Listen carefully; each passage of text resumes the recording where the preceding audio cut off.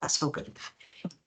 Good morning, everyone, and welcome to today's webinar, Powering Profitability, Smarter Energy Management for a Resilient Future. There is a small change to the advertised lineup of speakers. Our intended host, Nadine, is not well today, so I'm stepping in for her. My name's Georgina, and I'm working with BCR at the moment. I've got some fantastic colleagues around me who you're going to hear from very shortly. Our Senior Relationship Manager, Jack, who will talk about sort of the energy pricing and commodities and what's happening in the wonderful world of the energy markets. Our brilliant energy consultant, Natalie, who's going to talk through energy management and smart understanding of your data, and our ESG consultant, Bella, who will bring it all together into sustainability and compliance. Now, whether you're an existing client or joining us for the first time on this webinar, we are delighted to have you with us. We're going to talk all about helping businesses, particularly those with a high energy usage, turn that energy challenge into an opportunity, reducing costs, ensuring compliance, and building that long-term sustainability. Now, our energy management services are really tailored to help give you that visibility. But do you know what? Enough about us. What are we going to talk about in the webinar? We're going to have a quick look at the energy landscape ahead, what it means for your business. We're going to talk about smarter energy monitoring. We're going to talk about the quick wins and the long-term strategies for net zero, and finish up by kind of simplifying SECA and ESOS, two pieces of legislation that you may or may not be familiar with, and then finish with a Q&A. Please send questions through on the chat if you have them, and we'll answer them all at the end. But to start us all, let's look at understanding more about the current energy landscape and what that means for you and your business. So I'm very pleased to hand over to Jack Civil. Jack, over to you. Thank you, George, for the introduction. Hopefully everyone can hear me. Hello. So I'm Jack. I'm going to look at the energy landscape today, and I'm going to look at that in a few different areas, really. We're going to start with right at the basics, really, with the contract side of things. So we're going to look at the commodities, first of all. You'll see the graph in front of you here, dating back to 2020. We can see almost an immediate dip in the market as we go into COVID lockdown. This was the last time we had any kind of traditional market. Traditional markets were wonderful for us as relationship managers. We were able to give predictions fairly easy on what time of year that you should be committing to a contract, and potentially which points in the year you should avoid signing into a contract.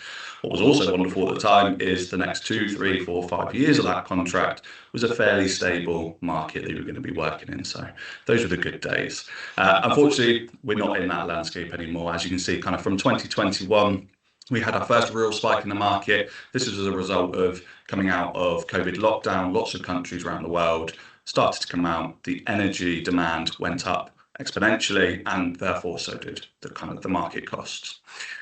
Unfortunately, fast forward a few more months, we then enter the geopolitical situation and the wonderful world that we now find ourselves in, almost seems to be on a daily basis. We start with the Russia-Ukraine situation in 2022. There was a few political choices that were made after that, which meant that there was a big increase in the market as well, to the point we saw over £1 per kilowatt on some unit rates at the time. So it was tough times for everyone involved. So we also then fast forward to the Middle East crisis as well. Obviously, the Middle East is a big oil producer. As soon as it starts to become difficult to get the oil out of the Middle East, that in turn kind of increases prices for the energy market, the gas market and power markets as well. You can also see a little bit of a spike there at the end of 2024. You may recall this is around the time Donald Trump came back into presidency with a January start date. Is that down to President Trump? Is it down to winter weather? That's up for debate. But what we can be sure of is that the geopolitical climate at the moment is affecting our market considerably. So it's a consideration that has to be made. We then move on to the non-commodities part. So these are government levies that sit on your contracts. They didn't exist 25 years ago, kind of about 20 years ago now, the first one came into existence. And then from about 2010 onwards, they became more and more common. The new ones were being added, the existing ones were being increased in cost year on year, to the point now where there's 26 government levies that sit on your contracts. In today's market, that accounts for about 60% of the total cost of your contract. So we often speak to clients who are considering they see in the news is what's reported in terms of the commodities part, but actually a considerable cost, a considerable consideration for your contracts should be the government levies part. This sits in your standing charges. So if you've had a contract over the last 2, 3, 4, 5 years, you'll have seen a considerable increase to standing charges. That is not going to change, unfortunately. The government is obviously working towards their own net zero goals. This is meaning considerable infrastructure changes, which is going to be costly. These costs do get passed on to the suppliers, who in turn will pass them on to the end user. The energy landscape ahead, that is a question that we as relationship managers get asked a lot. I kind of touched on it earlier. In a traditional market, it was very easy for us to make those predictions.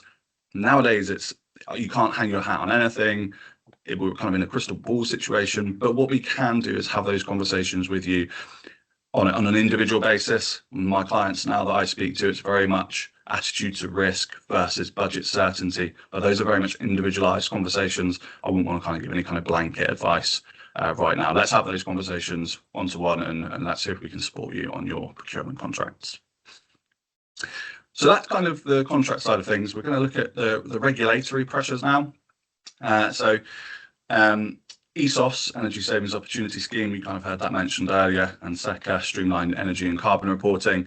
If you're a large enough business listening today, you will automatically have to complete that. My colleague Bella is going to go into more detail later on in the webinar about on what makes you qualify for that, so listen out for that. But what we are seeing a lot, and a lot of people and my clients that approach me are looking at sector-specific guidance. So within their sector, they're getting various bits of information come through with kind of ideas on how they can work towards sustainability goals or a net zero plan. This is pretty common. They follow a similar template to all the ones that we're used to. So obviously just come and speak to us. We can help you through that process. Really common one. We might have a couple of schools listening today. So the Department for Education have released a climate action plan that's required to be completed. Like I said, follows a very similar template to what we're used to, so we can support you through that. It's just been labelled up to sit in with your sector.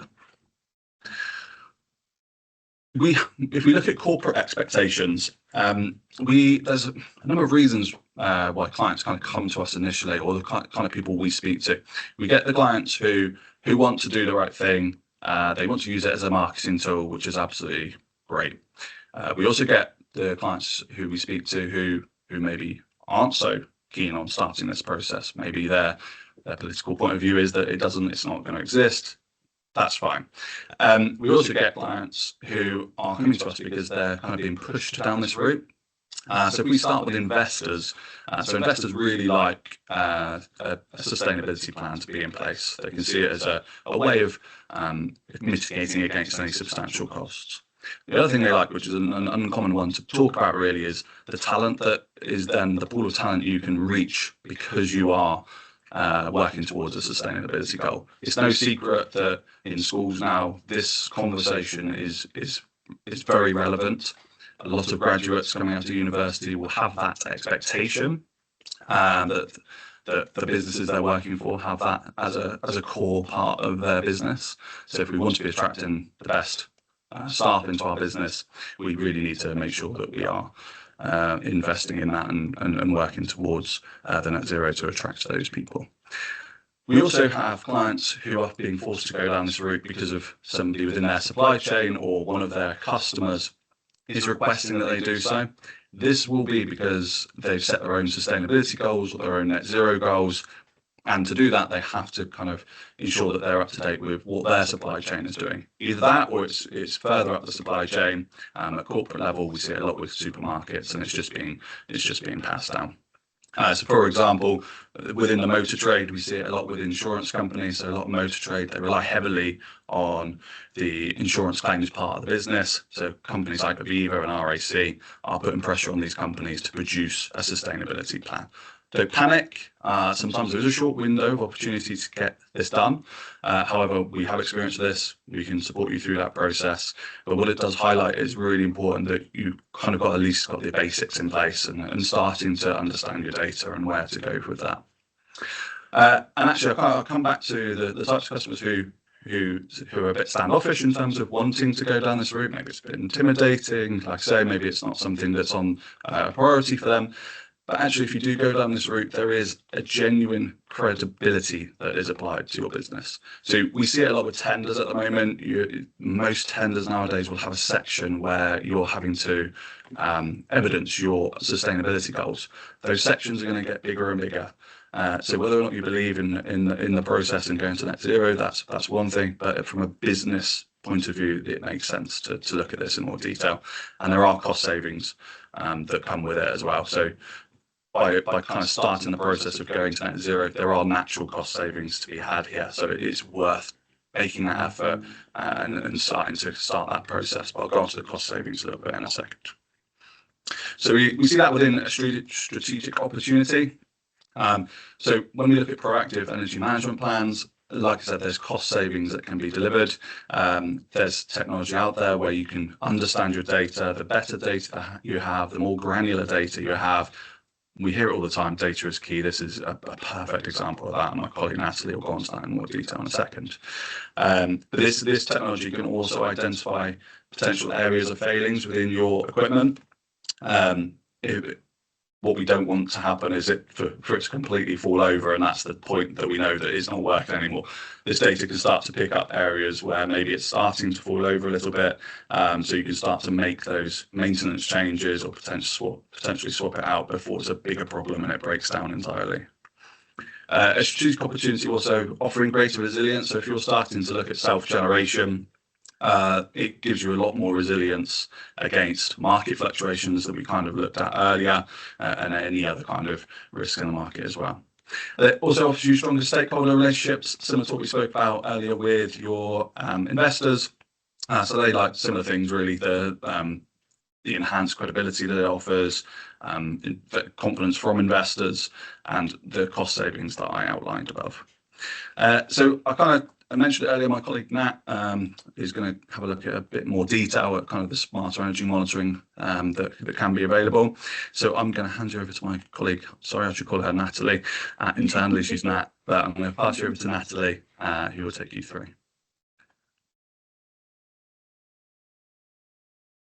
Thank you, Jack. Good morning, everyone. I hope everyone's doing well. Sorry, we're just having a bit of a technical difficulty there.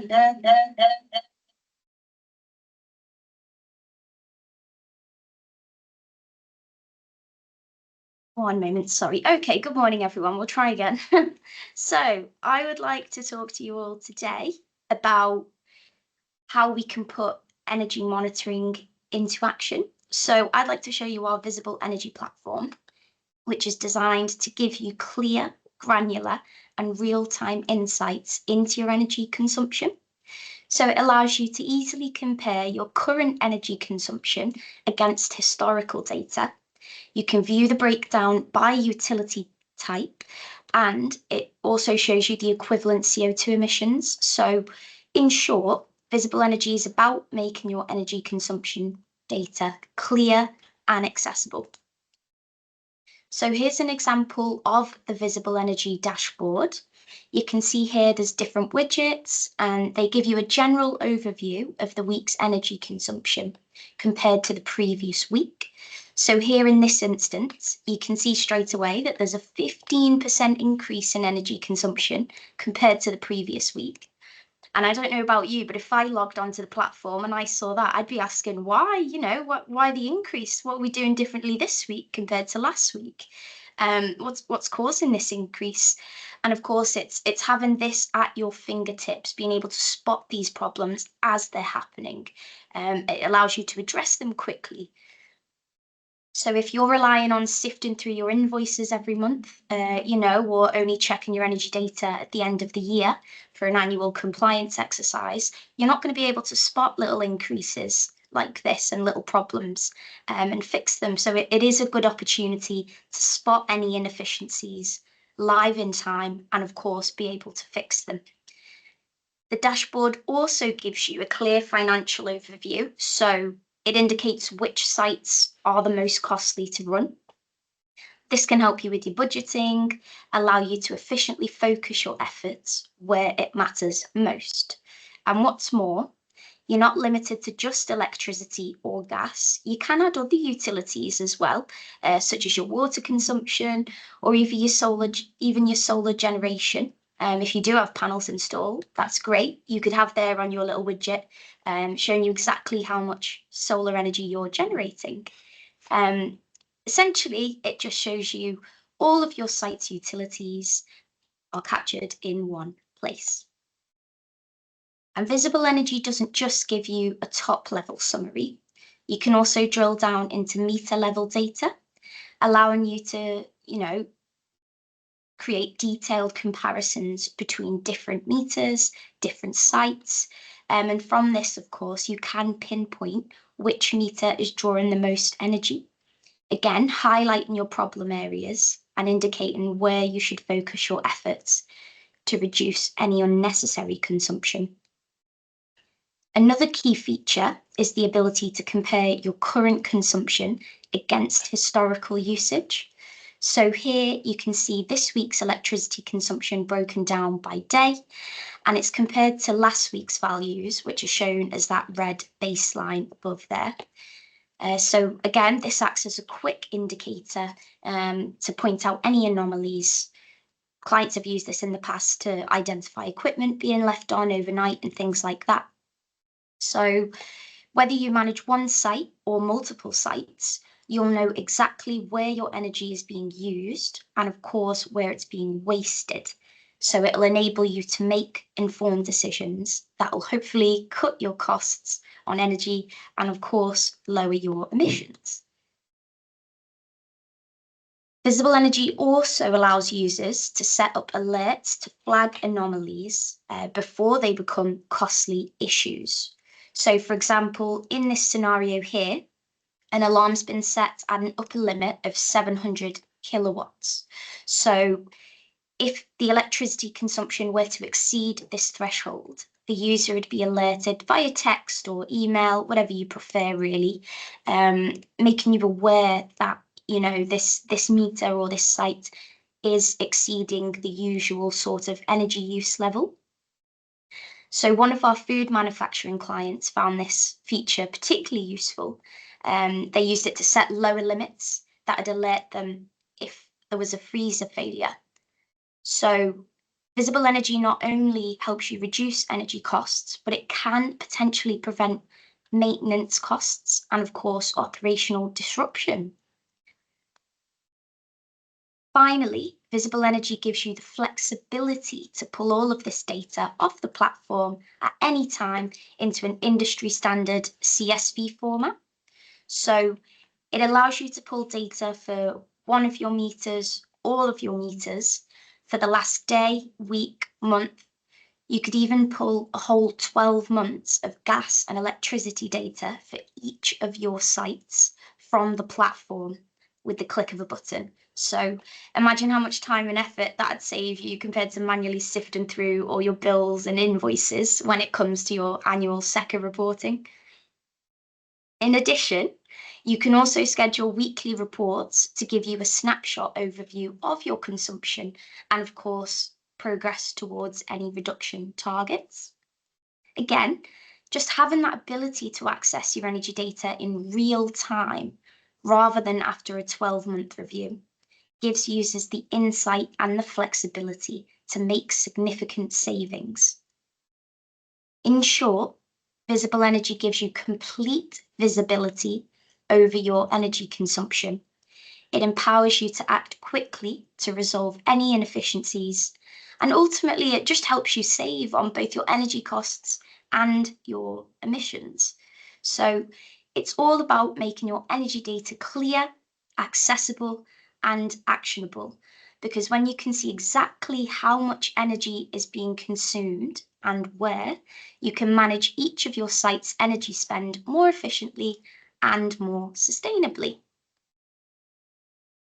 Now, visible energy is what we consider here to be a quick win. And what I mean by quick win is something that's low cost and sort of fairly easy to implement and action.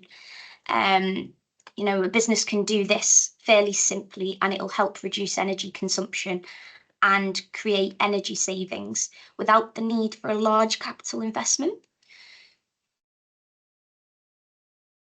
Another example of a sort of quick win we'd consider, well, actually, in my opinion, it's the most powerful energy saving tool. And it's not technology, it's people.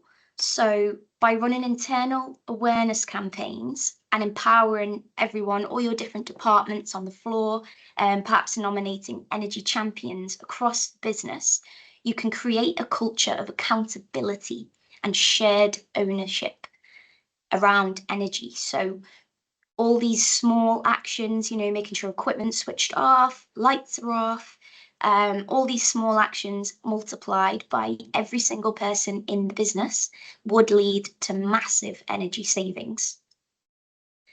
And next, I'd like to talk about lighting.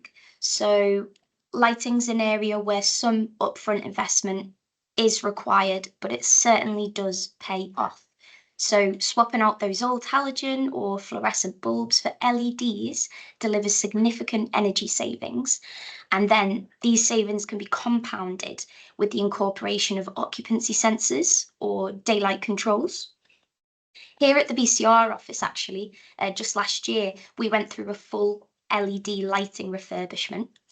And with that, we integrated smart sensors and even have Bluetooth controls. So each department can control their little zone of lighting and adjust the brightness to their own preference. And that alone, just switching out our lights for these efficient LEDs, has reduced our energy spend by 74%. So lighting, absolutely massive energy saving opportunity there. And sometimes it is just the simple things that make a big difference. So general maintenance, really, things as simple as regularly cleaning your air conditioning filters or fixing those leaky taps. Regular maintenance keeps systems running efficiently and just helps reduce any unnecessary energy waste and, of course, costs. So another thing that might be worth exploring, depending on the nature of your business, is something called demand side response. And this refers to reducing your energy use during those peak times.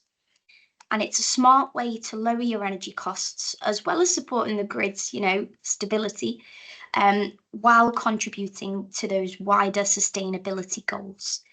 I'm going to pass you over now to my fabulous colleague, Bella, who's going to talk to you about long-term wins and long-term strategies.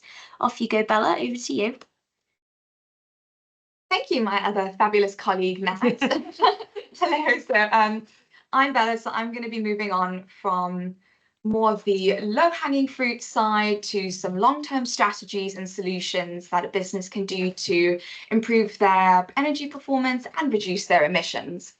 So to begin, solar PV installation. This is a very popular one that I see quite often. So solar PV helps lower a site's operational cost over time and reduce reliance on the grid, allowing you to future-proof your power supply. Next, we have building fabric upgrades in the form of improved insulation, window glazing upgrades, air tightness assessments. All these things better maintain internal temperatures so that you're reducing the need for excess heating and cooling. Then we have electrifying heating systems. So you're swapping out those old boilers for new electric heat pumps. And this not only aligns with national grid decarbonisation goals, but it also helps protect you from volatile gas prices. Finally, building on what Natalie said earlier, reinforce behavioural change to make it stick. So empower those green champions, keep those conversations going, and for all the managers out there, be the green leaders and set the tone for your team. Right, so I'm sure many of you are going to ask, how can we actually afford this? And I understand that is a big question. Well, the good news is there's lots of options out there to help businesses fund these strategies. For example, government grants, such as the recent Green Impact Fund, which supported energy saving opportunities and emission reductions across sectors. You also have energy efficiency initiatives like the Climate Change Agreement, which offers a discount on climate change levies for businesses that commit to improving their efficiencies. And we have commercial agreements, such as power purchase agreements. These involve solar providers installing and operating a solar PV system on your premises, or you buy the electricity it generates at a pre-agreed price. This is often cheaper than the standard grid price. As a quick case study, as Natalie mentioned, we recently updated our LED system, and we did this using the Green Impact Fund, and it funded 80% of our cost, which we were very, very excited about. But on the topic of grants, it can be really easy to say, well, I'm just going to wait for something to pop up and fingers crossed something will come. But actually, I don't recommend doing that.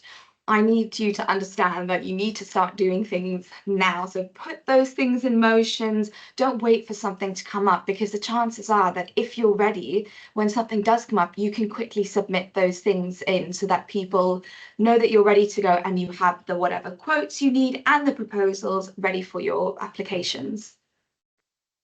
So some of you lucky ducks, quick wins and long-term strategies will be identified for you thanks to mandated regulations, ESOS and SECA.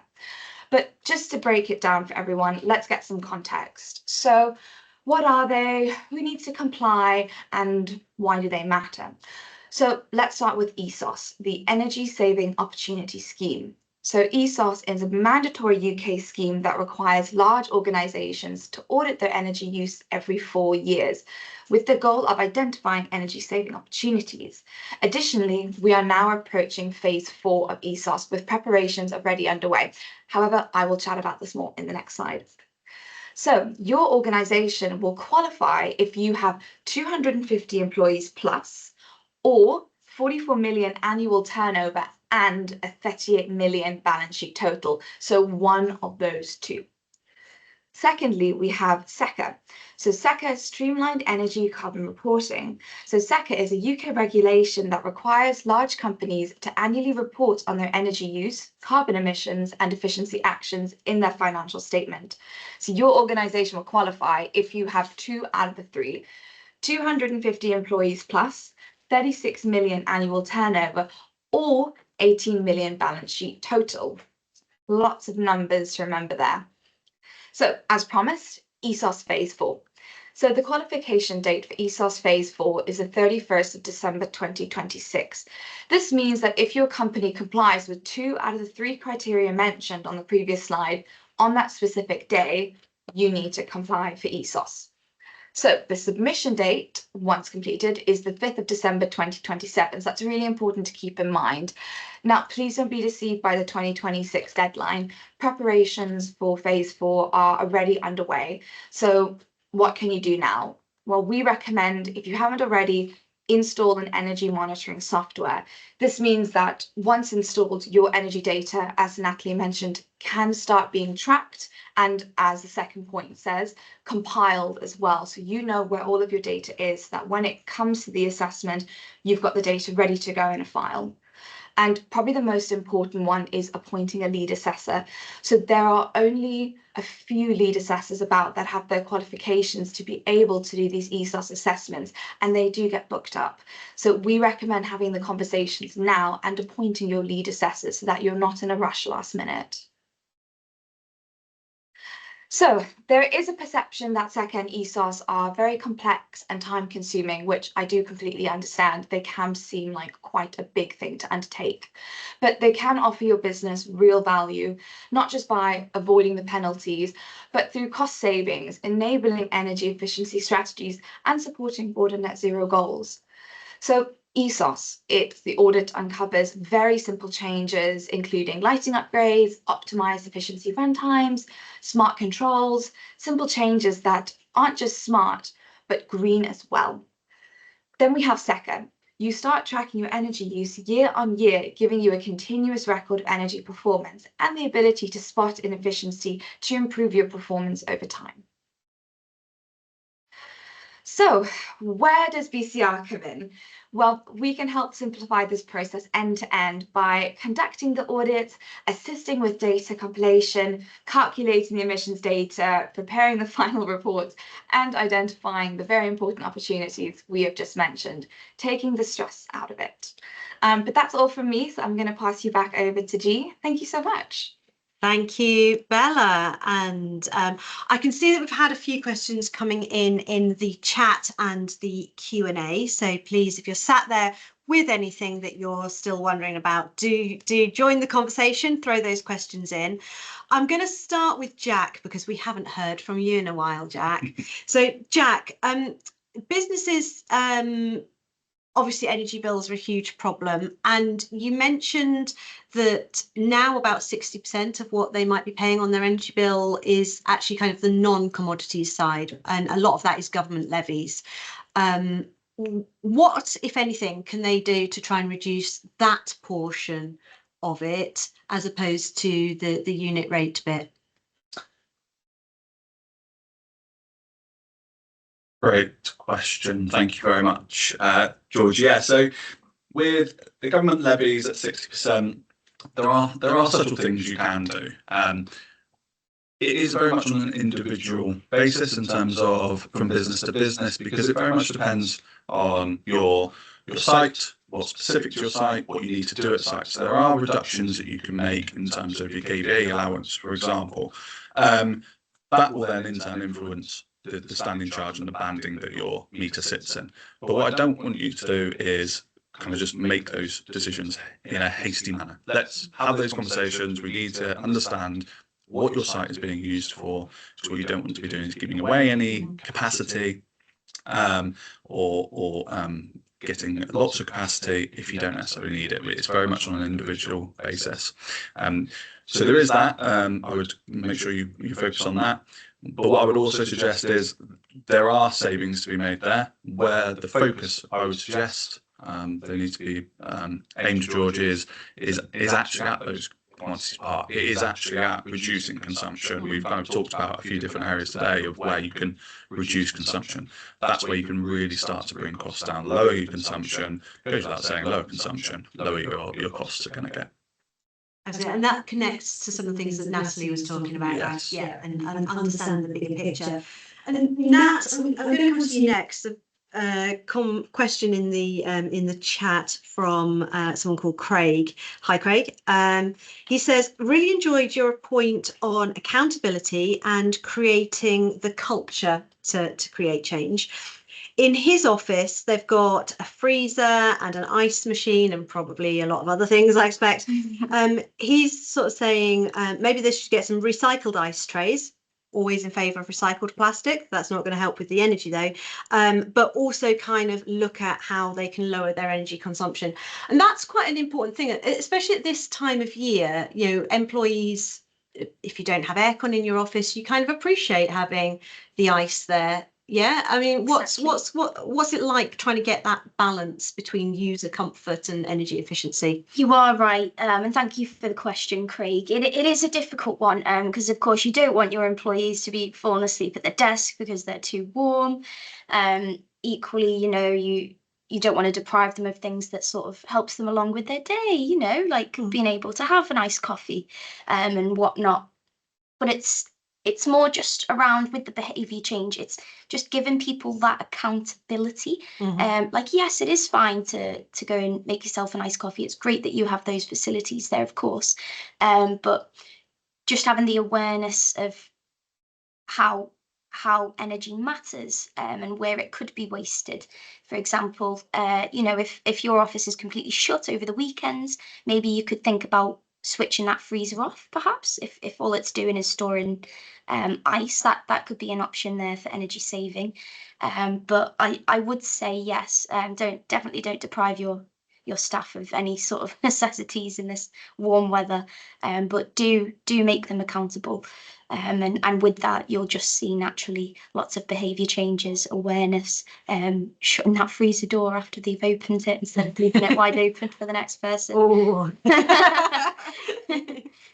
Thank you, Craig, for your question, and I'll pass you back to G. Well, I'm just going to come straight back to you again, Nat. Might as well. So you've talked obviously about using both the technical side and the behaviour side, and your visible energy platform's great for instigating both, because you have access to the data. If a business goes and says, gets everything set up on visible energy today, how long is it going to be before they start seeing some savings coming through? Do you know, that's a really good question. Thank you. It depends on what the user does with the data. So as soon as you're set up on the visible energy platform, it's all there. If you go into it, if you have those reports and alarms set up, which of course we can help with, you'll see those patterns. You'll straight away get a picture of your, what we call a baseline. So this is what you sort of use, when people aren't in the office per se, that baseline of energy. And once you know what that baseline is, you have something to reference any other use against. So you'll be able to start spotting those peaks, those anomalies, those sudden drops, if something's malfunctioned, for example. So it gives you the visibility to spot the inefficiencies. In terms of cost savings, that depend on when you act after these problems have been highlighted to you. So, if you spot straight away, oh, there's been a massive peak on Sunday night, that's unusually high. It's a lot higher than our usual baseline level of, I don't know, like 8 kilowatt hours. If you came in on Monday and thought, why was that, and had a look, and perhaps the air conditioning was left on all night, or the lights were on, it's things like that. So if you see the inefficiencies as visible energy highlights them to you, and you act upon them swiftly, you'll see the energy savings coming in thick and fast. So in that example there, if you were to spot something being left on the weekend, came back in on Monday, addressed that problem, that bill, that following bill that month would of course be at reduced cost. So you'd see those savings pretty quickly. Thank you. Okay, wonderful. But Bella, it's all very well kind of having the data. You've got to actually do something about it, right? Yeah. And obviously you're looking at it from a compliance perspective, and the legislation, as you explained, is forcing a lot of people to do something about it and get their site surveys done. But if you've got a big estate, this can be a really tough thing to try and organise. So do we, for ESOS, do we have to survey all of our sites, or how many audits do we actually need to do? Yeah, do you know what? That's actually not the first time I've had that question. So the answer is yes, you need to survey all your sites, and also no, you don't need to survey all your sites. I'm really sorry to complicate it further. So yes, if you have 2 or 3 sites, that's quite a small sample. So I mean, it's appropriate to audit all of them. That is quite manageable for a lead assessor to go around and get a good understanding of all the premises. However, if you have a much larger portfolio, like 15 sites, then yes, something like a representative sample would be accepted. So what I mean by a representative sample is, as long as we have a good understanding of all of your sites, processes, and assets, we could take, for example, your warehouse, your head office, your largest consuming site, and then perhaps another 2 or 3 at random on top of that. And then that just means that from a lead assessor's point of view, he gets a real understanding of the different ways your business functions and what is operating at different sites, because I think we understand that there are different processes for each site. It's not just an even split amongst all of them. But saying that, it is still important that we have 12 months of energy data for all of your sites, so all the sites in your portfolio. So the baseline for ESOS is, they say at a minimum we need to have 90% of your organization's total energy. So all sites still do matter. But at least, you know, if you do have lots of buildings, Yes. there Makes is the pressure up a bit. yeah, a bit of common sense approach, and Yes. it makes it more manageable. So representative sample, I like that. Okay, right. Well, everybody, we're coming towards the end of our 45 minutes together now. I'm going to ask the team if they've got anything that they want to sort of wrap up with as final comments. But please note, this presentation has been recorded, so you will get a copy if you want to watch it back again or share it with any of your colleagues. So Bella, I might as well come to you since you're still on live. Any final questions or comments that you want to add? Perfect. Yeah, I think for a lot of big businesses out there, there can be a lot of scary mandated regulations that have to be completed. But please know there is support out there and there are processes in place to help you. So the whole goal of it is to help your business go further and be more efficient, not to knock you down. So please don't worry. There's plenty of help out there. Okay, and Jack has just signaled to me that he wants to go next. So Jack, do you have any sort of closing comments? Obviously, all of our listeners should be getting quotes from you and your team. That's exactly what I was going to say. Yes. But yeah, so I'm coming kind of from the procurement point of view, which is kind of my role here. So yeah, we obviously have potential clients or people that aren't with the BCR yet, who may either be listening now or listen to the recording. But yeah, we offer a fully managed service from start to finish in terms of procuring a contract in my part, and then a client support manager who will look after kind of post sale and look after the relationship you have with the supplier. So it doesn't need to sit on your desk. You're not on the chat rooms. You're not on hold to the suppliers. There's some lovely people in our office who love doing all that, so they can take that pressure. They really do. The end certificates every day is not for everybody, but the team are very good at it. So Nat, it looks like you get final comments. Oh, excellent! Thank you, guys. And thank you for everyone who's took the time to sit and listen today. And if I could leave you with one final thought, one final suggestion from today's webinar, I would love you to think about getting a handle on your energy data. Once you have it there, once it's all together, once you take that leap, it is going to open so many doors for you in terms of energy savings, cost savings, compliance, and it really is worth making that effort to get it all in one place, understandable, accessible, and definitely have a think about that. Thank you. Wonderful. Thank you, Nat. Thanks, Bella. Thanks, Jack. And thank you for the listeners as well for joining us today. Hopefully we've left you with a few practical insights and a bit of a better sense of what's possible through smarter energy management and procurement. So until next time, thank you, take care, and goodbye.